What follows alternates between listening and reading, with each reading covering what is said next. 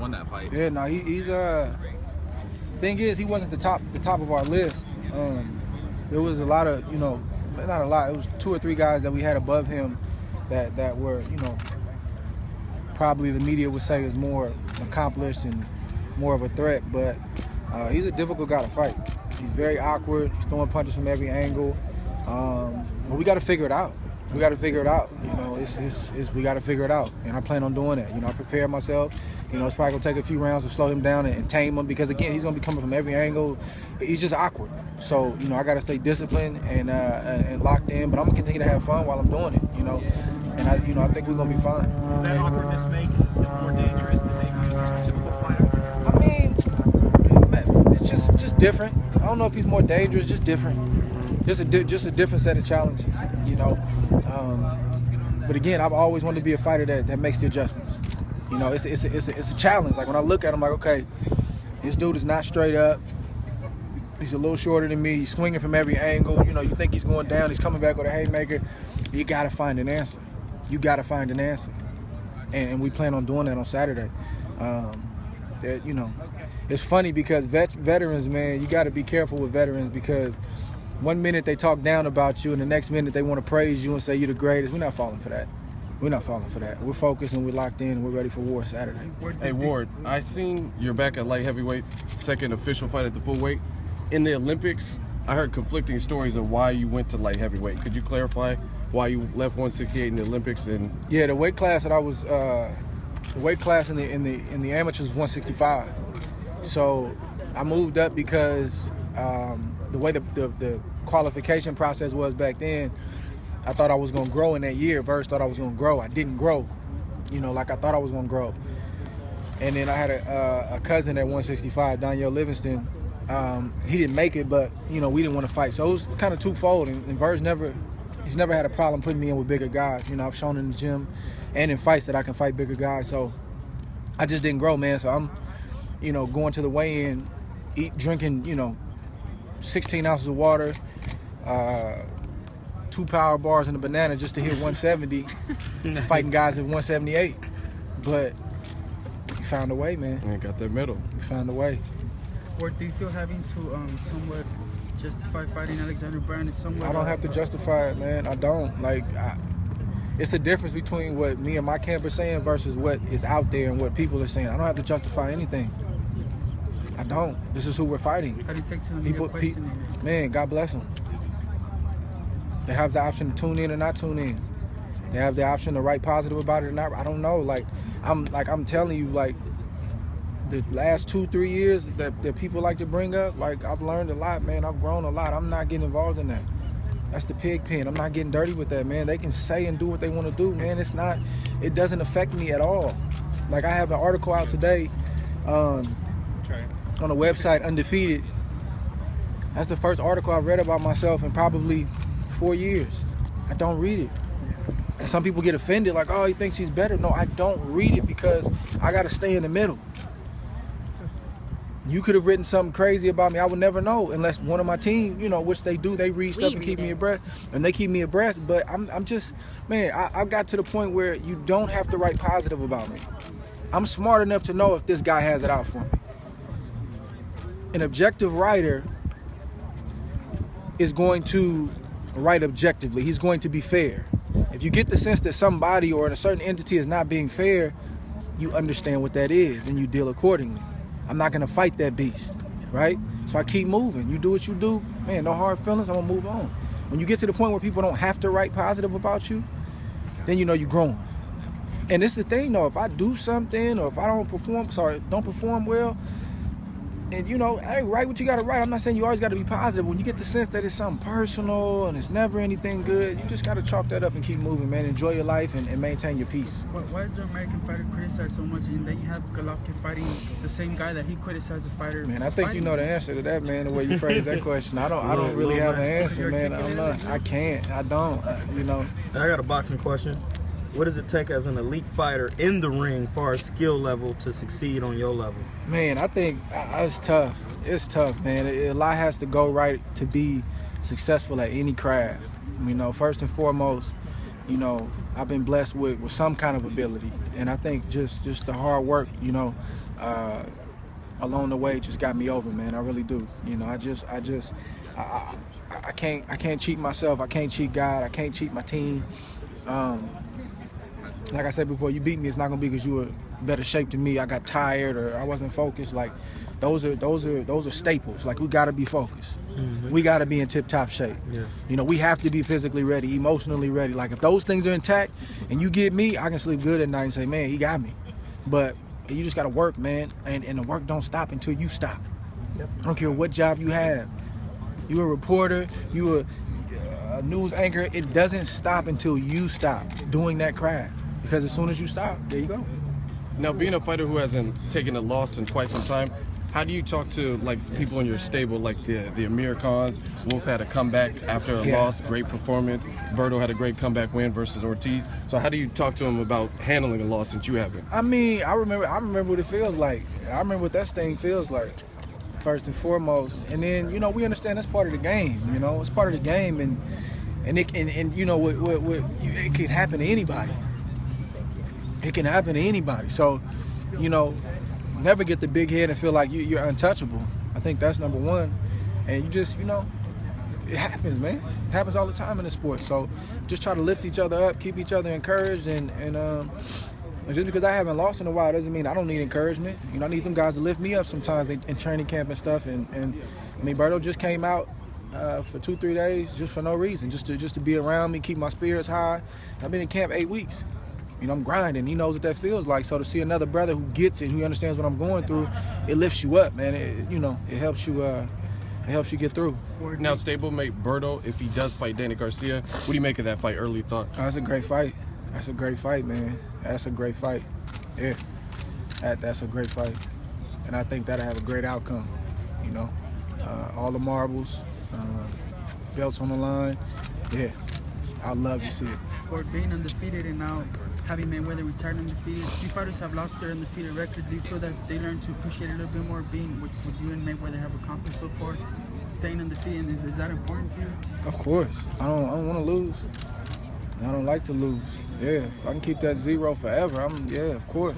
Yeah, I mean, it happens, but I'm not like, I'm not bracing for a loss. You know, I'm going full steam ahead, and you know, even the winning streak and all that stuff, I honestly don't think about it unless it's brought up in camp. If you counting fights, I got, you know, 80 fights in a row. Something's gonna happen, man. You got to stay focused. You can't get caught up in this stuff. It's a blessing, man, and one day I'll look back and hopefully relish that stuff. But I don't have time to enjoy any of that stuff right now. I don't. It's too much work to be done. And then, like you said, man, you know, the guys you're talking about, they gon', you know. Go ahead. So if you handle business versus But brand, you already know, though. So I gotta say it, you know. if you handle business on The way you asking your questions, you know, you get it. The fans don't. So tell them. They need some help. Tell them. What do you have to say for the OUSD? I'm an OUSD teacher here, and what do you have to say? If you have something to say to them, a message, because I would love to pass it on to my students that once the school year starts. Man, keep working hard. Stay out the way. Stay out of trouble. That's like half the battle. Right. Stay out of trouble. Don't break the law. Don't do things you're not supposed to do. And get good grades, because it's gonna matter one day. You may not get it now, but it's gonna matter, trust me. Because when you become a freshman, when you go to high school, your whole 4 years or longer, hopefully not, attendance, grades, comments from teachers, it's never gonna, that's gonna always be attached to you. So make the most of it. All right. How big of a difference has that jump from 168 to 175 been? I know a lot of guys are just jumping 2 weight classes now to challenge guys, but that's like a new thing that's going on. but a lot of fighters do say that weight classes do matter. So is that 7-pound difference? Yeah, of course. Of course. You don't see me in there I'm a junior middleweight. I don't ever try to get work with him. Of course. I got weight classes for a reason. Now, if you handle business on Saturday with Brand, you said you haven't watched the Isaac Chilemba Kovalev fight. Do you plan on watching it? Oh yeah, I'm gonna probably watch every fight he's ever fought. At that point, yeah. It's just not important right now. Quick question about focus. A lot of talented fighters who are built for greatness, they don't make it because arguably they lost their focus. But you and Mayweather appear to have mastered focus. So what are the keys? No, Focus man, for boxing. keys, major key alert. I don't know. Only you and Floyd have the answer. So if you can, elaborate. I mean, I don't think me and Floyd just have the answers. I think it's, I don't know, it could be a combination of things. I think part of it is the type of individual you are. What's important to you? Is going out and partying important, or being successful and winning is important? You're gonna do what's important to you, you know. And the other part is how you were raised. I was raised almost like militant. Turn your phone off. That time, turn your beeper off. You need to lock and sit in this room and get ready for this national championship. Like, that's how I was groomed. So when I see the young fighters now in the Olympics and they Snapchat, I'm like, man, what y'all doing? Like, turn your phone off. But that may be what gets them through, man. You gotta, how bad do you want it? How bad? Everybody's system is different. Some guys need family around to be comfortable. Some people, I'm used to being somewhat alone, so I'm used to being a loner. So everybody's got their own thing, but whatever makes you tick, man, you gotta just keep banging away. I don't think it's no special sauce, man. I think it's just consistency. All right, bro. It's just consistency, man. Andre, having commentated many times for HBO, I was just wondering your take on Terence Crawford overall. What's your take on his? Oh man, I'm excited for my brother. He did a great job. He didn't pitch a shutout. He got close, and he made it look easy. So I'm happy for him, and I wish him nothing but the best. I definitely tuned in and watched it and supported it. Yeah. Now, also being from the Bay Area, what's the toughest part about just growing up in Oakland? Or Dre with the braids? What did you learn in your young days here? And I'm just thankful to have, when I was growing up, having two men in my life. My father, Frank Ward, and then Virgil. Not just Oakland and even Hayward, where I grew up, which is a neighboring city. Even in the suburbs, man, it's distractions. It's all kind of stuff you can get into. It's not just an Oakland thing. But hopefully you got somebody telling you the truth. And, when I started to kind of stray and get in trouble and do certain things, I got a man in Verge who has been a peace officer at the probation department for 20 years. So, he can help ward off a lot. He could help, keep me from getting into a lot. And I'm thankful for that, man. And without him and my father, I don't know where I would be. I really don't. So I'm just thankful to have two men in my life that understood the struggle and that could tell me the truth. And even if I didn't listen right away, when I was getting into something, I knew, man, I could hear that voice in the back of my head, and it probably kept me from a lot. And then, of course, boxing, man, I didn't really have like a normal childhood. Like, I went to the gym, and I went to school, and I went to the gym. I didn't have a lot of time to get into a lot of stuff, so that helped me too. Now, speaking of Verge, there's another Oakland native, Keisha Cole. What was your thoughts when you found out that he was? What was your thoughts when you heard the news about the Keisha Cole situation with Verge? Man, I can't comment on that, man. I think that's what Verge to talk about, Yeah, I think that's what Verge is talking about. Talking about that focus, I mean, it's a little bit different since last year, basically, this fight was already locked up for November 19th. And you have, obviously it's your second fight, and Kovalev has 2 fights. It's a little bit unusual that usually boxing isn't mapped out that far ahead. So what was your whole thought process knowing you had basically 2 fights before then? Man, I just heard they did a fight that's scheduled for late 2017. Yeah. So they doing it. It's happening. But is it, you talked about your focus, but is it tough though, just when you've got, there's 2 pieces before then? Right in front of you. What's in front of you? Just one step at a time? It's boring, it's mundane, but that's the recipe. What's right in front of you. So that's it. Just, if my fight was late 2017, I'd have to stay focused. I'd have to deal with the chatter and the talk for what was that, a year and a half? Yeah. So it's just focusing on what's right in front of you. He want me to say something, man. I can tell, I can feel it. He want me to say something that's earth-shattering. He want a quote, man. So I can sit here for 30 minutes. He want to put that one head. Ward said, "What you want me to say, man?" No, I was gonna ask you. Come on, man. Be honest. What you want me to say? Honestly, I was gonna ask you based on you've had a great career, but at this moment right now, who do you feel has next in boxing? Who's the next phase? It's not one person. It's a lot of people. Can you name a few of them? I mean, Terence Crawford, myself. Who else we got? Troy King. Listen, man, it's open season. Like, I hear a lot of guys say, I got next. And I just sit back and I look and I smile like, you might have next, but it's not going to be that easy, sir. Floyd's gone. It's my turn. Like, it ain't that easy, man. You got to be great over and over and over and over and over again. And guess what? If you do get that spot, you got to be great again, over and over and over again. It's not easy, man. So it's a lot of, I mean, look at the young boy from Philly, Tevin Farmer. They sleeping on him. He reinvented his whole career. Man, he ain't sleeping on him. Like Tevin. You better watch out for Tevin. He can do it all. Yeah. Like, so it's open. Wolf just moved up to 47. Stablemate got action. Berto got action. Man, it's action out there, man. It's just, you can't crown one person. I don't care how much hype they have. You got to prove it, man. Why was Mayweather able to grasp boxing as just as a whole himself? I wish I had the answer, man. But he got it. He got it. He got it. He got it. And I'm thankful he did, man, because I great example. Great example, man. I watch so many of his fights, man. I don't, really watch a lot of live boxing these days, but I watch a lot of YouTube. Certain fights that pop in my head. Man, I'm gonna watch Sugar Ray Leonard, Wilfred Benitez. That was a good chess match. Man, I'm gonna watch Floyd and Ricky Hatton. How did he deal with a rugged dude and how did he stay calm? Like, that's what I go back to YouTube and, man, Mike McCallum, man, how did he work the body? Man, Bernard and Tito Trinidad, man, how did he dismantle? And I love Tito, but in that fight, how did he take away his strength and take advantage of his weakness? So, man, I appreciate guys who paved the way, man. You gotta pay homage. A lot of young dudes today, man, they don't want to pay homage, man. You pay homage. That don't mean you soft. It don't mean you not trying to be the top guy. And, man, you can't get to the top by yourself. And they may not say it, but they watching tapes and watching film too. Young guys got to stay humble, man. You can want to be the best, man, but pay homage. Pay homage and pay respect, man. You go a long way. All right, I got to go because my team is trying to get me a go. I appreciate y'all coming out, man. Andre's got to go. I can talk all day. Thanks again, Andre. I'm sweating.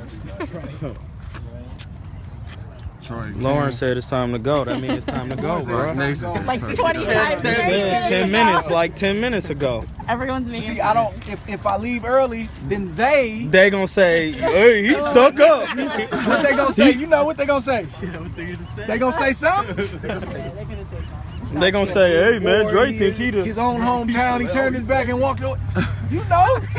This man normally has a press conference on Wednesday. He's got to make weight tomorrow. He's got to go. Now see, I keep licking my lips. Let me get your Pedialyte. Let me holler. I gotta holler at Birds real quick. I'll be right back. Can I get a quick picture? See? Pandemonium times. Let me bring Virgil to you. They are always gonna have something. Stay away from they. I'm big now. You stupid. You made a monster. I just let you know that. What you say? You made a monster. Why you say that? Because I remember you was interning for Boxing Ego. Now he running the show. He got questions. He got yeah. Yo, that's how we do it, bro. I hope you giving him like 20%. Hey, bro, I'm giving him everything, bro. We gonna have t-shirts and everything, bro. Because he was like, he running the show now. Troy got all the good questions. Hey, bro. Questions though. That's what we need. More boxing. Let me tell you why Ego. You looking good. You like Try. Me too. Hey, see you. I'm just gonna start the next one, you know what I mean? Hey, this is a video, man. I literally just got off the plane. I got my wife is sitting over there like hungry. I know they cheap. But I wanted to. I didn't Why you always think mad? I should still be going. Because, man, I ain't made it yet, so I gotta be mad. When I make it, then I'll be happy. After I gross like a couple million in my account, I'll be happy. So I can finish buying my mom's house off. But it's good. You know, Where you I'm up from? here. From Akron, Ohio. Where we at now? We in Oakland though. So Oaktown? I live in Oakland. My dad been living here for like 40 years. But I'm from Akron, Ohio, and I don't fuck around. How you doing, Virgil? What's up, bro? How you feeling? Yeah, so, you know, we're just here doing our thing. You know, I'm doing media, and I'm behind the camera, in front of the camera, on the side of the camera. How many days a week you train? I've been training since I was in my mom's womb. Why would you even ask me that? You know how long I've been training. At their mama's house. Is that an axe handle? Stop at your mom's house and you will see me making an egg sandwich. But no, follow me on Instagram, Killertainment, Colonel Chivo, Facebook, Troy King. Follow my Facebook page, Killertainment. We out here, you know what I'm saying? Doing our thing. You get Jay Prince over here? Ain't that him? Yeah. What's up, bruh? What's up, fam?